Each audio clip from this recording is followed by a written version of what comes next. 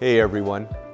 You know, the very best part of what we do at Go for Broke National Education Center is when we connect with people around the Nisei veteran story. Different generations, different ages, different genders. Young adults in particular. And when we connect, when we share the power of the Nisei veteran story, it's magical. Let me show you. First stop, Denver, Colorado.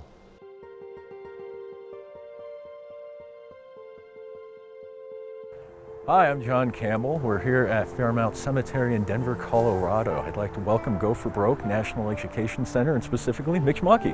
Hey John, good to see you. Great to see you. Tell me about this place. So we're at Fairmount Cemetery in Denver, Colorado. Behind us is our Nisei Veterans Memorial. You're going to see the names of veterans that were killed in action. So here's everyone. Thanks for being here. Looking forward to having a great conversation. And Matthew, why don't we start with you? How you're related to the story, what the story means to you as a person. I had a couple great uncles that fought in the 442nd. My grandfather, he went to Japan as a translator. The story really makes me prideful of what they did, because even though when Japanese Americans, they were in internment camps, they got their property taken from them, they got their lives taken away from them, but the 442nd still wanted to fight for the country. My grandpa served in the military as well as a translator.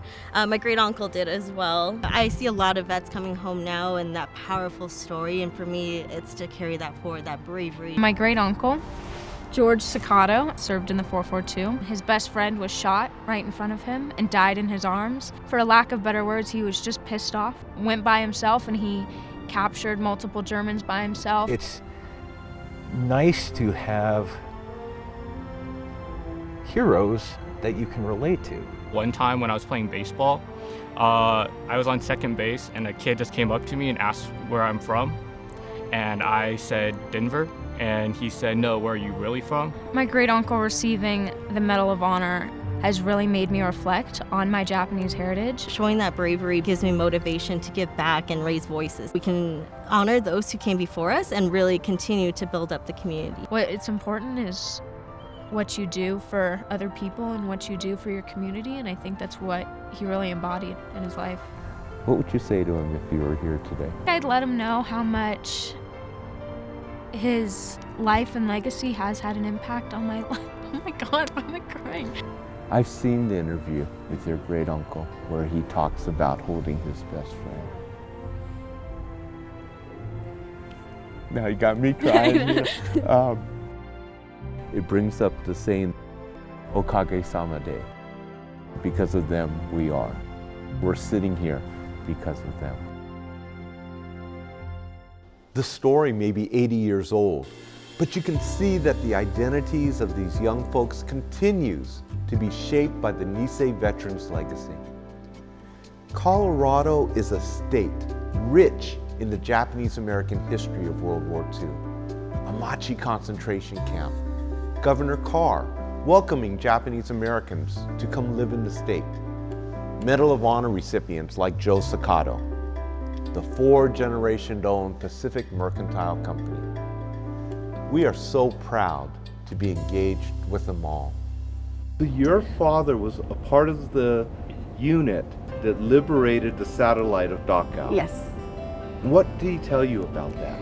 You know, he really kept it to himself for many years, but, you know, it made him proud, you know, to tell his story to, you know, our family. How do you think the story plays for people who are not Japanese American? I hope they're learning lessons because history has repeated itself. And I mean, it's a tragic history that you don't want to repeat. You want people to learn those lessons that even though you may look different, you are still an American at heart. It's a courageous story. It's an important story because if we look to it, then we still have a lot to learn from it. They're as much of a shining example of great humanity and great American spirit. It's still rooted in such a tragic beginning. we need to understand, we need to appreciate. If you're in the Denver area, come visit Pacific Mercantile Company. You won't be disappointed. Come with me now to Honolulu and meet our partners at the Japanese Cultural Center of Hawaii. We've been working with them on creating and disseminating high school curriculum about the Nisei Veterans of Hawaii. You're gonna meet some young folks, and you're gonna meet Jane and Betsy, both of whom are a bit older than me, but have the youngest spirits I know. Aloha, my name is Brianne Yamada and I am the 69th Cherry Blossom Festival Queen, Miss Popularity and Miss Congeniality. Here today, we are at the Japanese Cultural Center of Hawaii in Honolulu, and we would like to welcome Go for Broke National Education Center. So can you tell us, why is it important to partner with organizations just like this? Over the last few years, we've been working very closely with JCCH. A couple of years ago, we brought a traveling exhibit called Courage and Compassion. We believe that this is not just a great Japanese-American story, it's a great American story. Here you are, the Executive Director of the JCCH, and why is this story important to JCCH? This story is definitely a huge part of the whole experience, starting from the Ganen Mono, the first people who came, all the way to the veterans, the Nisei, on through the Sansei generation, my parents, your generation, and now as a Yonsei, I'm here because of all of that work. My grandfathers had to serve their country, and yet they were questioned, but they went out there and sacrificed their lives, and it shaped post-war Hawaii. The veterans' role is definitely a part of that foundation that I get to stand on here, and that the JCCH is built on. Hey Jane, hey Betsy. Hey Mitch, how are you? How are you? Great. Good. Jane, tell us about this curriculum that JCCH has been working on with Go for Broke. The Nisei soldier story is very important, and the mainland story has been told, and we felt that we needed to tell the Hawaii story as well. The boys from Hawaii embody patriotism, courage, sacrifice, and deep, deep rooted the spirit of aloha. What does the spirit of aloha mean to you? It's not about me, it's about we. Each person is important to every other person for collective existence. My husband, who was in the 100th as a replacement, told me, listen, when we're in battle, you take care of each other. This is part of the aloha spirit. Our kids have to know this. If we lost that aloha spirit because we were at war, we would have lost something so great. When I was looking at these stories, I just thought, there's so much that I don't know. To read the story and feel so inspired from the start just made me think, what is it that I can do for the community that's even comparable to what these Nisei veterans did? It's a very humbling experience to be able to know what they did for what we have now. My grandpa had a certain work ethic. He, after the war, came home, used his GI Bill, and went to school and got an accounting degree. He went into the office until he was 94 years old. Something in me that makes me want to continue to be the best possible and push the hardest that I can. And I think a lot of that comes from watching him. Would I go? Would you go? And I don't know if I would go. And I think that is a big awakening for my generation. How everyone is like, well, what about me and my rights? That's not the attitude that they had. They literally lived by and worked by Shigeo Yoshida's quotation. The way Hawaii lives and treats each other during the war will affect how Hawaii will be after the war. Have a great evening of aloha. Kampai. Kampai. Oahu is also so rich in Japanese American history. Pearl Harbor, Honouliuli, Iolani Palace, the origins of the 100th Infantry Battalion Separate. Our friendships in Hawaii, however, don't only exist on Oahu. They also include the Nisei Veterans Memorial Center on Maui. Deidre Tegarden and her friends welcomed us there. Welcome my name is Rochelle Owe, board member of the Nisei Veterans Memorial Center, and we're so excited to have Go for Broke National Education Center here today. I would love to introduce our director, Deidre Tegarden. Hi, Rochelle. Hi. Hey, welcome to the Nisei Veterans Memorial Center. We love our collaboration with the Go for Broke National Education Center. And Rochelle, isn't it great to be standing in front of this mural done by Kirk Kurokawa? It is a legacy piece to our Nisei veterans. My junior year of college, I took a literature and war class, and we had a poli-sci discussion on whether it was right or not for America to bomb Hiroshima and Nagasaki. And I was the only Japanese American in that class, and I had nothing to say. That summer we had a family reunion, and I found out that I had an auntie in Hiroshima, and she was there during the bombing and she survived. Then I found out that I had all these aunties in California who were interned. I was like, oh my gosh, my family is so directly tied to these big moments of history. Senator Inoue and Spark Matsunaga, so when I was working in DC, hearing about them and how much they've made an impact in Congress, it made me proud to be Japanese American. Well, my whole life is being a 442 son. The influence my dad had, he was the spark that ignited that flame in my heart and my mind that this is important. And then eventually I even found out that my father-in-law was with the 442nd. One of my uncles, he started out in the 1399, which was the construction engineer battalion on Oahu. When I spoke to my cousin about that, she goes, oh, no, Dad was a waiter at Schofield. He went through his entire life convincing his family that he spent the entire war being a waiter at Schofield Barracks. He was in the military intelligence service. The big difference here was that everybody was so proud of their Niseis and their action and their heroes versus in Japan, because they lost the war. It was something you are kind of ashamed of, that nobody even want to talk about it. You look at every single one of these stories and go, wow, would I have done that? And to them, it was just something they had to do. We're being out of touch with these values that these Nisei men had, and the Nisei women, who supported them had. And I just hope that we can somehow come back to it, to these stories. That bond that they had, going to war together was important. So they continued it even when they came home. They've made this place better, and it is now our responsibility to ensure that we share that with the next generation. This small island of Maui, the legacy of the Nisei veteran is, for the community, the value is a lot larger, I felt. No doubt about it, the Maui community may be smaller than some other locations, but their fierce pride in the story is unmatched. Our last stop on this journey is the city in which we are physically located, Los Angeles.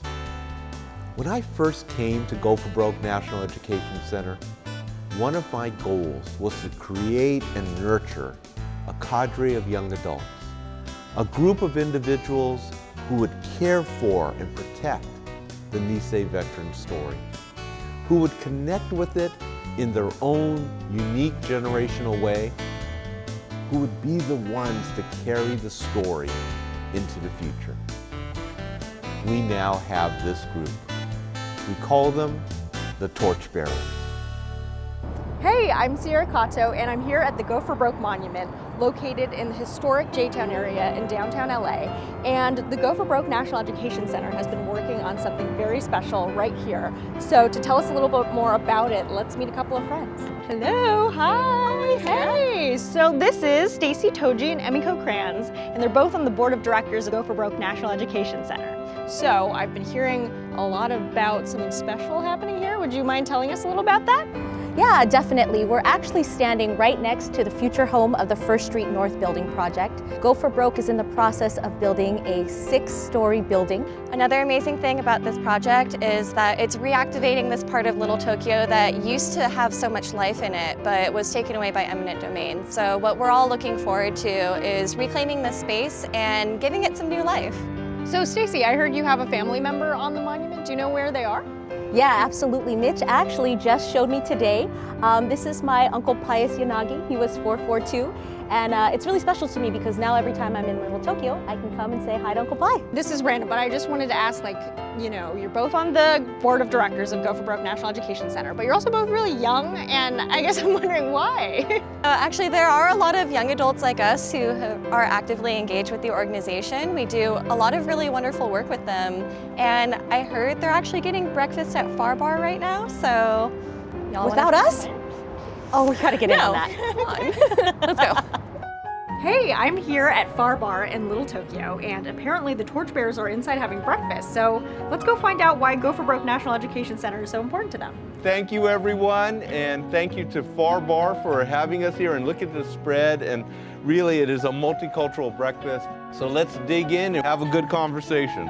What would you want your children to know about this story? As our country gets more diverse and hopefully more accepting, that heroes come in all shapes, sizes, races, gender. These guys who kind of looked like us, 18, 19 years old, volunteering for service for a country that didn't trust them, imprisoned them, and they said, I'm gonna do my duty to my country. They gave up a lot. I'm able to enjoy now, like being able to go to college and go to grad school and have the career that I want to. The story of internment or incarceration in veterans, we just assume that they know. A lot of times when we are doing workshops, you realize, oh my God, they have no clue.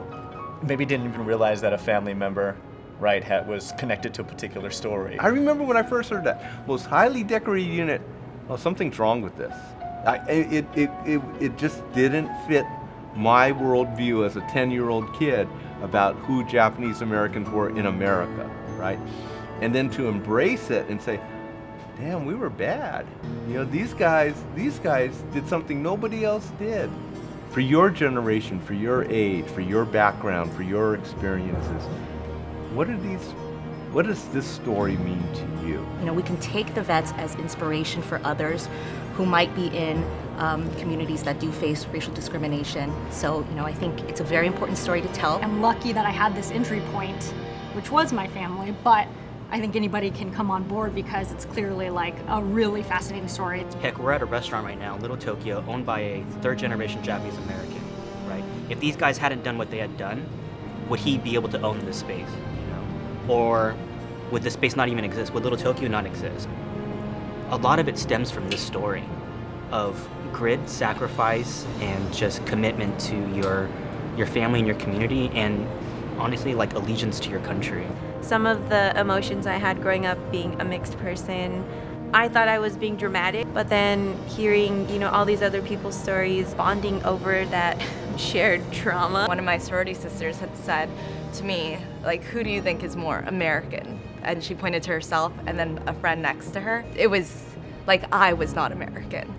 At that moment, like, I felt so liberated because I just let loose. I think I actually might be more American. Did your grandpa fight for the US ever? No? Well, mine did. Being fourth generation or Yonsei is like, I see myself more as American than Japanese. My uncle passed away.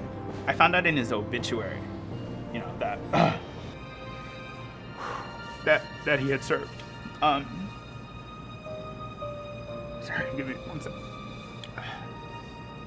I found out in his obituary that he had served, and I think that at that moment, I don't think I've been more proud to say that I was Japanese American.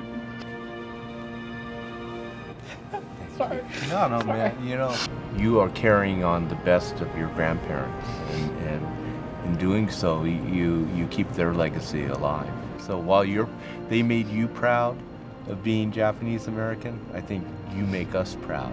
You are the American dream that they came here for. The legacy of the Nisei veterans is really fighting for the future of those they love, but also those that they would never know. The story doesn't change. I think the way that we tell it is going to change.